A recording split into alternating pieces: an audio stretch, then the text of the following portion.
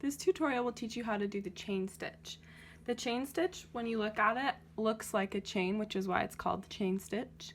And it can be used to outline letters or objects. It can also be used to fill in letters if you want them to look thick. It's kind of a versatile stitch. There's a couple different ways to do it. I'm going to just show you one of them. You're going to start by bringing up the needle one stitch forward from where you want the stitch to begin. You're going to pull it all the way through. Then you're going to put the needle back down right next to the stitch that just came up, so super close to it, and you're going to pull it down.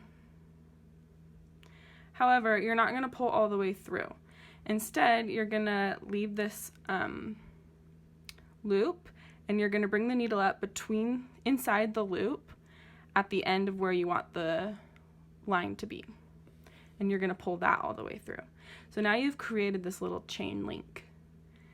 To secure that, you're just going to put the needle back down through the fabric on the other side of that chain link to secure it down. It's like a tack.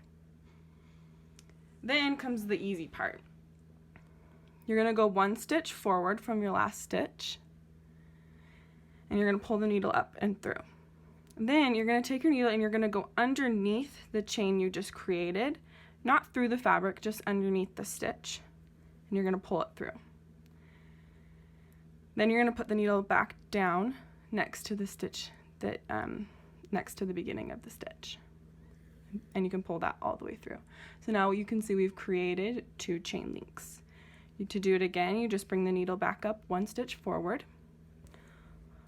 and then you're going to put the needle underneath the stitch you just created. You're not going through the fabric, you're just going underneath the thread, and you can pull that through. And then insert the needle back down where it had just come up. And you just continue to do that. You can make the chain stitch, each chain link, as long as you want or as short as you want, just depending on what look you're going for. But as you can see, it's a super versatile stitch. And with a little practice, it's not too hard.